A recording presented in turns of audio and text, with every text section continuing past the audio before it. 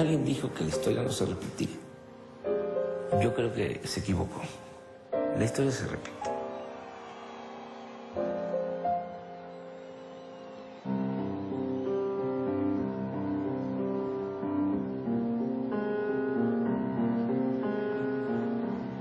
Hay, desde luego, cambios, matices, pero al final de cuentas es la lucha de siempre.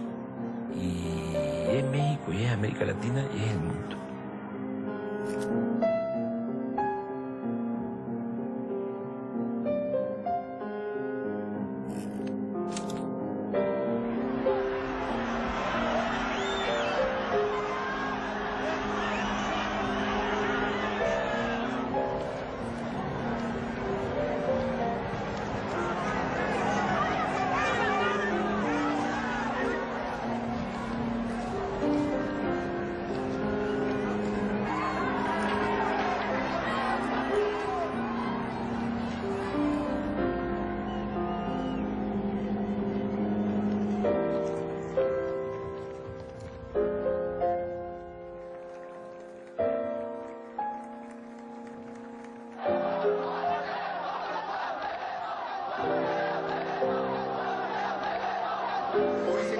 La imposición de un gobierno ilegítimo que carece de la base democrática para ejercer el poder.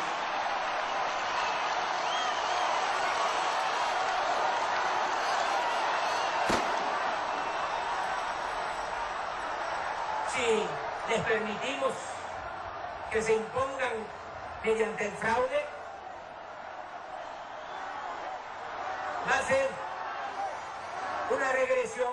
Hemos contribuido a afianzar nuestra democracia. Somos un país esencialmente democrático. Es un avance en la vida democrática del país. México es un país democrático. Han sido las elecciones más abiertas y públicas de nuestra historia. Hemos vivido una jornada electoral que a todos nos llena de orgullo. México dio la victoria a Carlos Salinas de Gortari. Felicito a Felipe Calderón Hinojosa. Las características de la derecha en el mundo es que no aceptan nada. Quieren mantener el mismo régimen a costa de lo que sea. Y cuando ya no pueden mantener sus privilegios y defender sus intereses por los cauces legales, rompen los cauces legales y optan por la violencia. El caso de Chile, pues es un caso aleccionador porque es una derecha totalmente reaccionaria que no aceptaba ningún cambio. Nosotros vamos a hacer una democracia auténtica, porque va a participar el pueblo, y no una minoría como hasta ahora, pero sobre la base de un gobierno recto, moral, en que no haya privilegios y granjerías para unas minorías. El pueblo va a responder. Ese es el gran aval que tengo yo. Ser revolucionario no significa necesariamente tomar las armas.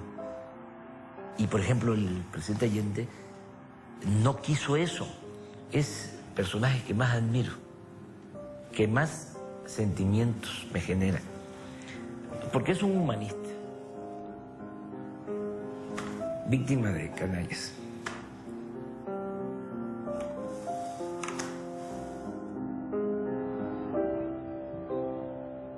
Lo importante es llegar manteniendo la dignidad, no dejando la dignidad en el camino. Es más, yo te diría que esa es la esencia del por qué nos hicieron el fraude, por qué nos robaron la presidencia de la República. Y lo extraordinario es luchar y ser consecuente toda la vida.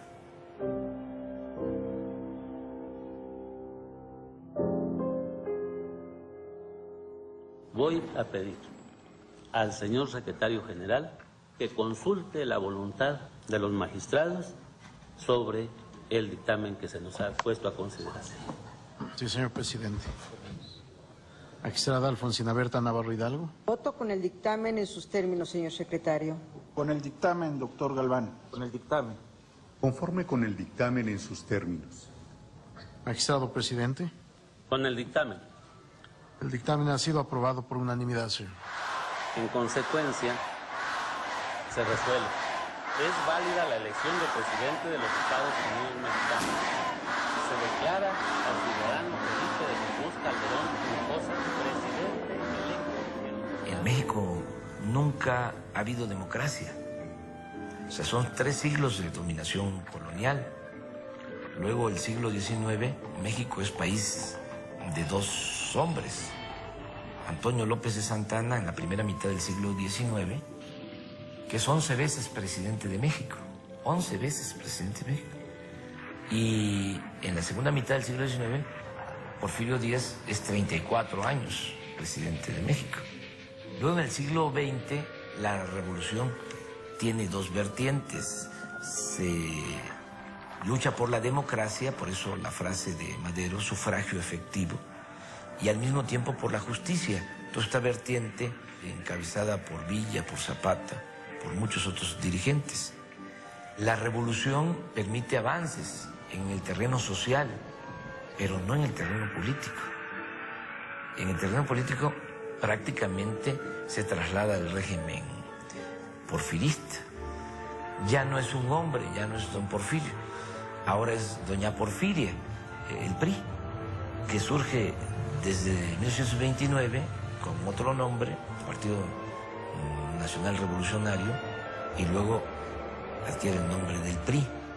Entonces, es a partir del 88, con el antecedente del movimiento estudiantil del 68 y con muchas otras luchas sociales, que empieza a haber una apertura, que se empiezan a dar los primeros pasos hacia la democracia. Estamos apenas iniciando, por eso es totalmente indignante lo que hizo Fox ahora.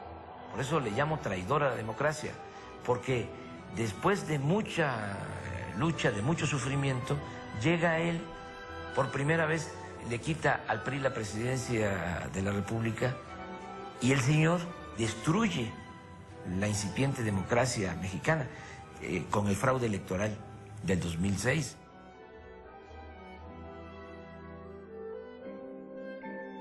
Andrés Manuel López Obrador tiene una larga trayectoria en la lucha por la democracia mexicana.